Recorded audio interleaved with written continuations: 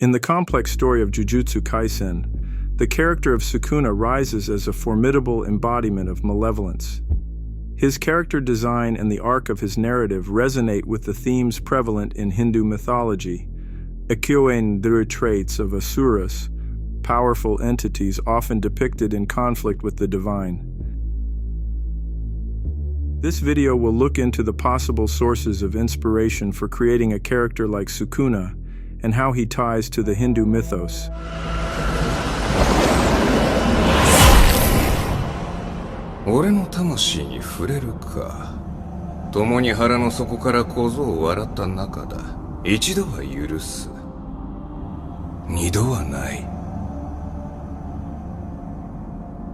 In the narrative of Jujutsu Kaisen, the character of Ryomen Sukuna stands as a pillar of terror and might, bearing an uncanny resemblance to the daunting asuras of ancient Hindu mythology. These asuras, notorious for their overwhelming power and the fear they instilled even in the celestial deities, share a thematic kinship with Sukuna's portrayal as the king of curses. His very essence, woven into the fabric of the story, prompts us to delve deeper into the roots of his character.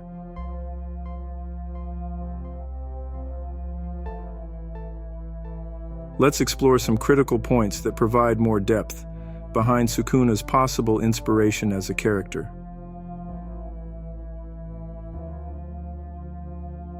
Mythical echoes. Sukuna, much like the Asura Hiranyakashipu, who was notorious for his desire to overthrow the gods and establish his own rule, exudes a similar aura of rebellion and power. Hiranyakashipu, through severe penance, became virtually indestructible, challenging the cosmic order itself. Sukuna's desire to dominate and destroy aligns with this archetype, painting him as a modern reflection of these ancient disruptors of peace and dharma.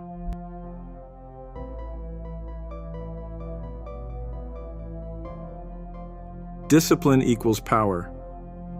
When we talk about discipline equals power, we're diving into the core of what makes characters like Sukuna so magnetic.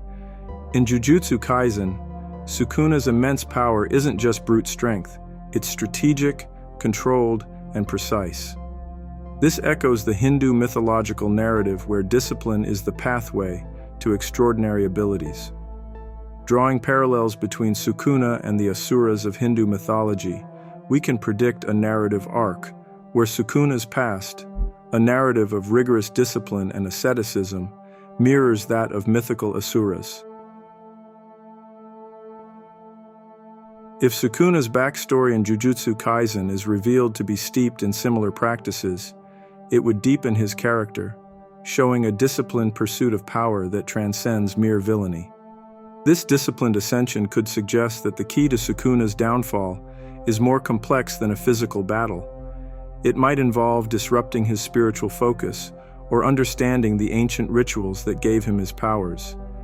Just as Asuras were eventually outwitted by exploiting their ritualistic boon's fine print, the sorcerers in Jujutsu Kaisen may need to use strategy over strength to defeat Sukuna. This approach would be a profound storytelling move, embedding Sukuna within a mythological framework that honors the depth and complexity of ancient Asura legends. Vulnerability in invincibility. In Hindu mythology, the concept of an Achilles heel is prevalent, with powerful Asuras having specific vulnerabilities intricately woven into their stories of might. For instance, Ravana's vulnerability lay in his navel, an oddly specific but fatal weakness that ultimately led to his undoing. Similarly, Hiranyakashipu's boon of near invincibility came with a cleverly crafted list of conditions, which Lord Vishnu exploited by appearing as Narasimha at dusk, neither day nor night, on the threshold, neither inside nor outside, and so forth. Drawing parallels, Sukuna's power in Jujutsu Kaisen is also fragmented and dependent on his fingers, each one being a repository of his strength and a potential point of failure. This clever narrative device not only adds suspense to the story, but also grounds Sukuna's seemingly insurmountable power in a tangible vulnerability. It humanizes him in a way, making him more than just a monolithic evil, but a character with a potential downfall that keeps viewers on edge. Sukuna's portrayal, particularly his multiple arms, could be seen as an aesthetic homage to the rich visual language of Hindu deities.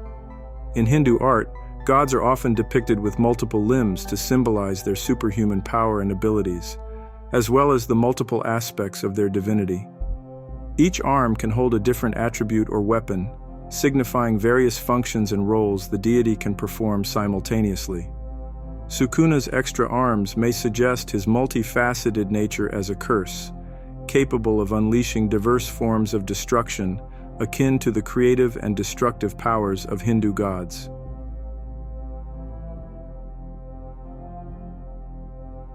The concept of intertwined destinies is a familiar motif in narratives worldwide, and Jujutsu Kaisen taps into this vein of storytelling, with Sukuna's fate being inextricably linked to that of the protagonist, Yuji Itadori.